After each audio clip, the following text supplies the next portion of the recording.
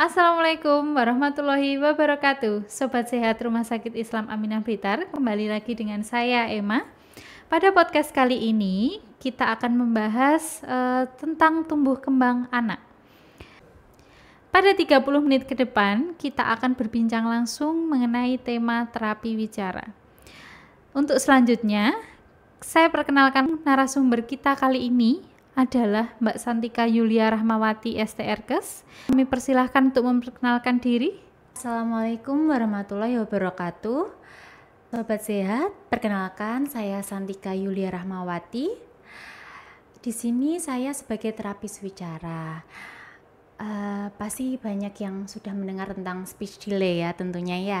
Speech delay itu apa? Terus sebagai orang tua itu kita perlu seperti apa? Terus speech delay itu kira-kira bahaya nggak sih? Apa dampaknya untuk kedepannya? Nah, kali ini kita akan bahas bersama-sama ya. Baik, Mbak Santika, terima kasih atas kehadirannya saat ini. Mbak Santika, sekarang kan banyak sekali di era Gen Z ini adalah permasalahan yang namanya speed delay ya Mbak Santika. Mungkin Sobat Sehat Rumah Sakit Islam Aminah Blitar yang ada di rumah ingin tahu apa sih speed delay itu Mbak Santika? Baik, speech delay itu keterlambatan bicara. Pasti semua orang itu udah nggak asing ya sama speech delay. Nah, kalau speech delay sendiri itu sebenarnya bukan hal yang perlu ditakuti, tapi juga perlu diwaspadai gitu. Jadi kayak kalau kita sebagai orang tua, anak kita kena speech delay, kita udah kayak panik. Kalau bisa jangan terlalu panik, tapi juga perlu waspada gitu kalau anak kita speech delay. Jadi satu caranya dibawa ke terapi wicara supaya ada penanganan speech delay-nya itu seperti apa, supaya dia itu bicaranya itu sesuai dengan usianya. Jadi speech delay itu biasanya bicaranya itu kurang dari usianya. Misal di umur 1 tahun dia belum bisa produksi sama sekali kata. Terus dia juga belum ngoceh, belum ada suara yang keluar. Bahkan instruksi sederhana seperti perintah ambil, taruh, atau letakkan itu dia masih kebingungan. Nah, itu bisa dikategorikan ke speech delay seperti itu. Baik Mbak Santika, berarti kalau untuk ibu-ibu di rumah ingin terapi bicara anaknya nggak usah terlalu bingung ya, karena kita sudah ada ya Mbak Santika. Contoh pasien seperti apa sih Mbak Santika yang dianjurkan untuk terapi? Pasien yang mengalami salah satunya tadi speech delay ya, yang tadi disinggung di awal. Terus yang kedua yaitu ada juga dia gagap. Jadi kalau ngomong itu biasanya terhenti beberapa detik baru dia diterusin gitu. Terus ada yang dia ngomongnya cepet sehingga lawan komunikasinya itu kurang paham gitu sama apa yang dia bicarakan. Terus juga ada juga pasien yang kayak kadang-kadang beberapa huruf dia itu kurang jelas. Misal mengucapkan huruf K, dia jadinya menjadi ta gitu. Itu kadang-kadang perlu diwaspadai juga ya, karena itu masuk lingkupnya ke terapi wicara. Lalu ada juga pasien dewasa nih, nggak cuma anak-anak aja, ada juga pasien dewasa. Kalau untuk pasien dewasa sendiri, yang pertama yaitu pasien yang mengalami gangguan menelan. Jadi waktu dia nelan, teksturnya kan makanan ada tertentu ya, dari encer, iya. Terus ada juga yang kental, ada yang padat, dia tekstur tertentu udah kesedak. Jadi masih beberapa suapan, bahkan ada yang sampai 1 kali suapan aja udah kesedak. Terus kadang-kadang juga minuman pun juga teksturnya juga macam-macam ya. Ada yang cair kayak air mineral, terus ada yang agak kental kayak jus. Terus ada jus yang kental banget, alpukat, sirsak gitu. Terus itu seperti itu, kadang-kadang ada yang tersedaknya di tekstur yang sangat cair, ada juga yang tersedaknya di tekstur yang agak padat. Nah, itu juga perlu penanganan terapi wicara. Lalu juga ada pasien dengan afasia atau gangguan bahasa. Biasanya ini pasien post stroke. Jadi waktu ditanya sama orang sekitarnya, ditanya hari ini hari apa? Dia nggak bisa jawab. Terus ini warna apa Bu? Dia masih kebingungan.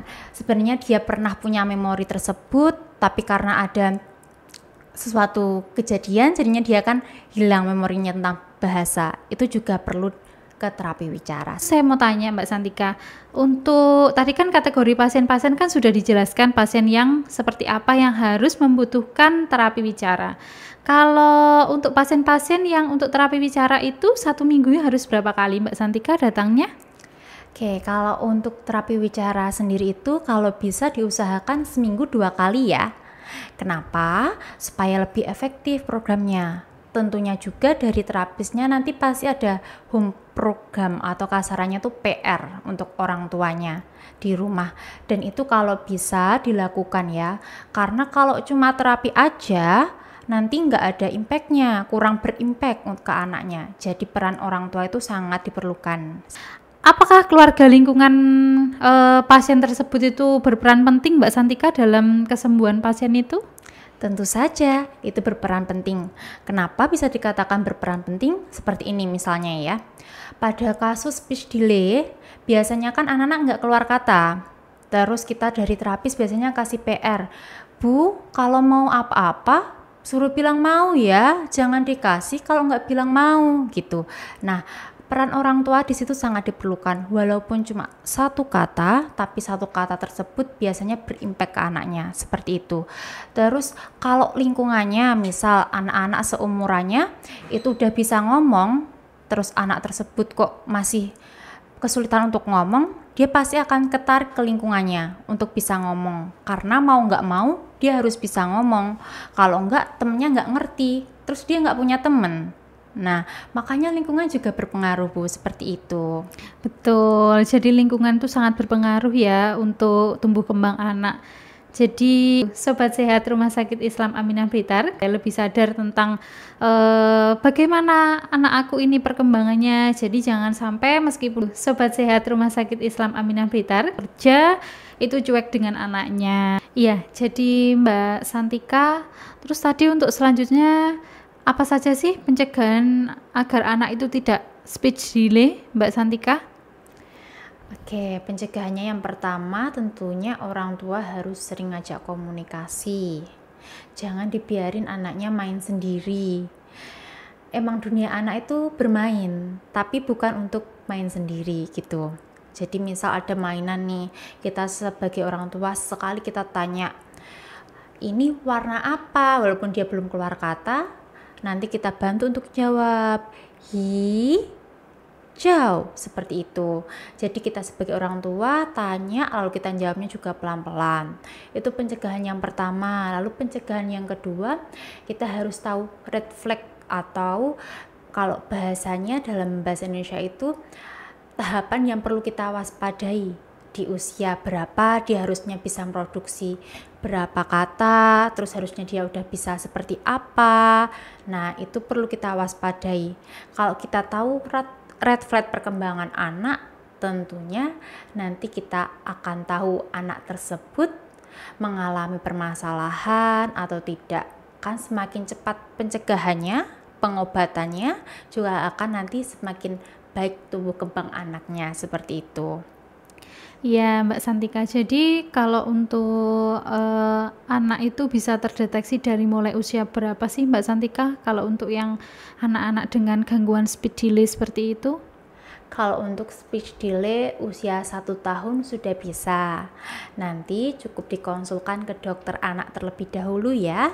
Nanti dari dokter anak pasti ada kayak diagnosis apakah anak tersebut masuk ke speech delay ataukah anak tersebut masih normal, seperti itu. Bahkan kalau lahir pun juga bisa dapat penanganan terapi wicara. Biasanya kalau yang bayi baru lahir gitu, biasanya penanganan terapi wicaranya itu seperti dia itu mengalami kesulitan waktu ngisep susu, ngisep dot, seperti itu. Nanti pasti dari terapi wicaranya ada penanganan untuk hal tersebut, seperti itu. Jadi untuk terapi wicara itu bisa terdeteksi dari mulai bayi baru lahir ya Mbak Santika? Iya. Jadi bukan cuma itu di atas usia 1 tahun atau di atas usia 2 tahun pada masa balita, itu tidak ya Mbak Santika ya. Jadi mulai dari usia 0 hari sudah bisa terdeteksi bahwa itu memiliki ciri-ciri lah untuk dia mengarah ke speech delay ya Mbak Santika ya. Terus untuk kira-kira anak yang melakukan terapi wicara itu sampai usia berapa Mbak dia terapi wicaranya? Biasanya rata-rata kalau untuk terapi wicara sendiri itu sampai usia prasekolah atau sebelum usia 7 tahun, seperti itu. Kalau udah usia 7 tahun, biasanya kebanyakan bukan lagi speech delay ya kasusnya, kebanyakan lebih ke artikulasi. Jadi kayak hurufnya kurang jelas gitu. Jadi dia ngucapin kata itu kurang jelas, terus kayak membuat kalimat masih kebingungan seperti itu. Maksudnya kalau kata yang kurang jelas seperti itu, maksudnya kalau ke kami itu namanya disatria, seperti itu. Itu disatria itu berarti dia usia yang lebih dari 7 tahun. Gitu Mbak Santika? Belum tentu. Belum Kalau tentu ya. disatria sendiri itu biasanya anak-anak yang mengalami kayak artikulasinya tuh ada yang kurang jelas beberapa huruf seperti itu. Jadi kalau semisal dia memang kalau kata orang itu ada yang namanya cadel ya, itu kan dia artikulasinya dia dalam huruf kan ada yang kurang jelas. Berarti itu apa bisa dikatakan kalau dia mempunyai gangguan bicara Mbak Santika? Iya, ada yang seperti itu, tapi tentu saja perlu adanya evaluasi atau asesmen juga ya. Kita lihat dulu di lidah ini ada yang namanya tali lidah di bawah lidah sini. Nah, di bawah lidahnya. Iya. Kalau tali lidahnya pendek, biasanya itu juga ngaruh. R-nya juga kayak kurang terdengar jelas. Tapi kalau tali lidahnya dalam batas normal, biasanya R-nya juga akan terdengar jelas. Jadi nggak bisa dikatakan kalau cadel itu dia berarti ada kelainan atau seperti apa, belum tentu. Ada juga karena cadel itu karena ada faktor bawaan seperti tadi, faktor anatomi fisiologinya seperti itu. Oh gitu. Ya kalau untuk terkait anatomi fisiologinya, mungkin Sobat Sehat ada yang mungkin masih bertanya-tanya ya. Kalau untuk wicara, ada gangguan wicara atau yang namanya speech delay atau gangguan dalam kosakata seperti itu, anaknya belum bisa menyebut kata-kata, itu ada nggak Mbak? Seperti dia itu karena faktor keturunan atau faktor genetik dari orang tua, itu bisa apa nggak Mbak Santika? Bisa, faktor genetik juga bisa mempengaruhi. Jadi biasanya kalau gennya itu ada yang mengalami permasalahan bicara, juga biasanya anaknya juga kurang lebih ada yang mengalami seperti itu. Tapi tidak bisa dikategorikan semua pasti mengalami. Ada beberapa yang orang tuanya itu mengalami permasalahan bicara, anaknya juga tumbuh kembangnya juga normal seperti itu. Jadi kita sebagai orang tua cukup waspada saja, tidak perlu panik. Terus untuk pengaruh nggak Mbak Santika ketika ibu itu mengandung, pola makan yang ibu makan, terus untuk pola hidup dari sang ibu, itu pengaruh nggak ya Mbak Santika untuk ke bayi? Karena kan tadi Mbak Santika menyebutkan bahwa yang namanya speech delay atau terapi wicara itu bisa dilakukan ketika dari mulai usia 0 hari. Berarti kan bayi setelah lahir ya Mbak, bayi setelah lahir, nah itu pengaruh nggak sih Mbak dari mulai dari ibu mengandung atau dia ibu kurang vitamin atau makanan kurang bersih, kurang sehat, itu pengaruh nggak Mbak Santika? Ya tentu saja itu berpengaruh. Nah yang pertama itu kenapa kok biasanya kalau kita konsul ke dokter itu kan pasti dibilang kalau hamil tuh jangan makan junk food seperti itu ya. Iya. Terus kalau kita konsul ke dokter kita juga sering dibilang obat-obatannya harus sesuai dokter opjin ya Bu ya. Tidak bisa sembarangan ya Bu ya. Itu sebenarnya dampaknya nanti untuk anaknya ke depannya juga bisa seperti itu ya. Jadi kalau untuk waktu di kandungan berpengaruh apa tidak, tentu saja pola hidup orang tua itu sangat mempengaruhi waktu di kandungan untuk anaknya, seperti itu. Gitu, berarti juga berpengaruh ya Mbak Santika ya, intinya berpengaruh. Jadi untuk vitamin yang diminum, terus untuk makan makanan yang dimakan oleh ibu hamil, jadi gizi ibu hamil itu paling penting ya Mbak Santika ya, untuk menunjang anaknya itu jadi tumbuh kembangnya baik, seperti itu. Jadi kalau untuk gadget kira-kira berpengaruh nggak sih Mbak Santika untuk tumbuh kembang anak tersebut? Kalau gadget itu tentunya berpengaruh, apalagi di usia sebelum 2 tahun. Kalau sebelum 2 tahun, anak-anak itu harusnya adanya screen time atau pembatasan waktu. Jadi nggak dilosin. Jadi kalau gadget kita kasih setiap hari berjam-jam, yang penting anak diem, itu bukan diem karena dia diem. Diemnya nanti malah orang aku aja dikasih gadget, aku udah enak gitu. Nah dia jadi milih kayak diem, ketemu sama orang nanti diem. Dia takut sama orang baru, biasanya seperti itu dampak gadget untuk kedepannya. Jadi gadget itu bisa dibilang sangat berpengaruh, apalagi untuk usia yang di bawah 2 tahun atau balita juga sangat berpengaruh. Pokok kalau belum keluar kata, kalau bisa anak-anak main gadgetnya didampingi, terus ada screen time-nya, seperti itu. Tapi gimana mengatasi anak-anak yang sekarang itu dengan dia itu tantrumnya dia Mbak Santika? Dengan dikasih gadget meskipun sudah diberi waktu, tapi ada aja anak yang itu masih tantrum, dia marah-marah. Intinya aku mau main gadget seperti itu. Lah itu bisa nggak Mbak Santika untuk mengatasi anak tersebut supaya dia itu bisa tenang seperti itu, terus untuk dia mungkin bisa sedikit melupakan untuk gadgetnya, jadi dia bisa kembali dengan siklus dia yang bermain seperti itu. Kalau untuk terapinya ada nggak Mbak Santika seperti itu? Kalau untuk terapi perilaku nanti ranahnya bukan di saya lagi. Bukan beda ya Mbak Santika ya? Tapi kalau untuk wicaranya seperti itu tadi bentuknya itu kayak kan anak mengekspresikan emosinya, dia itu betul. Juga kategori yang masih normal-normal saja. Tapi kalau untuk perilakunya sampai tantrum seperti itu nanti perlu konsultasi ke yang lebih berwenang seperti itu. Nah, terus ini tuh sekarang mau tanya Mbak Santika, untuk jadwal terapi wicara di Rumah Sakit Islam Aminah Blitar itu waktunya kapan aja Mbak Santika? Untuk jadwal terapi wicara sendiri ada Senin sampai Jumat ya untuk saat ini. Nah untuk pasien BPJS sendiri adanya hari Selasa, Kamis, dan Jumat.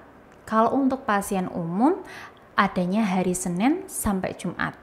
Lalu untuk jamnya jam 2 sampai jam 6 malam ya. Kalau untuk prosedur di RS Aminah ini harus ke dokter anak dulu ya tentunya, untuk konsultasi anaknya dulu, baru nanti teng dokter Bayu atau dokter rehab mediknya, baru nanti dari dokter Bayu ada program perlu latihan vokalisasi kah, atau perlu latihan komunikasi 2 arah kah, atau perlu latihan bahasa.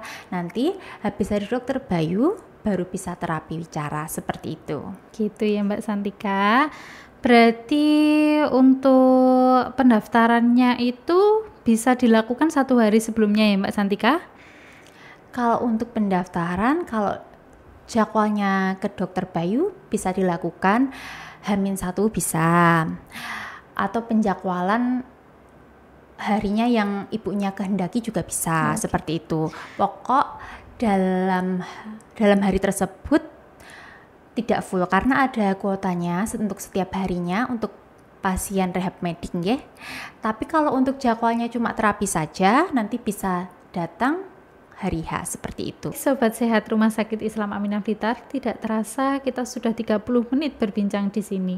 Sobat Sehat Rumah Sakit Aminah Blitar, kami di sini memiliki layanan poli anak, poli kandungan, poli paru, poli mata, poli jantung, poli THT, poli gigi, poli kulit dan kelamin, poli syaraf, poli dalam, poli ortopedi, poli bedah, poli rehab medik, poli gizi, poli KIA, dan poli tumbuh kembang atau fisioterapi, terapi wicara. Untuk layanan pendaftaran di Rumah Sakit Islam Aminah Blitar ini bisa menghubungi layanan call center kami. Jadi ada di nomor 0822 2881 5210. Rumah Sakit Islam Aminah Blitar ini kami melayani pasien dengan BPJS, pasien umum, pasien asuransi lainnya.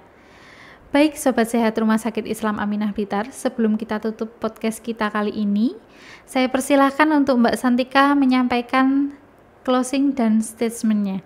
Baik, kalau untuk bunda-bunda di rumah, kalau anaknya mengalami speech delay, gak usah khawatir. Cukup waspada aja, dibawa ke terapi wicara supaya nanti mendapatkan penanganan yang sesuai. Dan kalau diberikan home program oleh terapisnya, kalau bisa dijalankan ya bunda-bunda di rumah. Baik, Mbak Santika, terima kasih atas waktunya pada hari ini. Saya Emma, undur diri dari podcast ini. Sampai bertemu di podcast selanjutnya. Wassalamualaikum warahmatullahi wabarakatuh.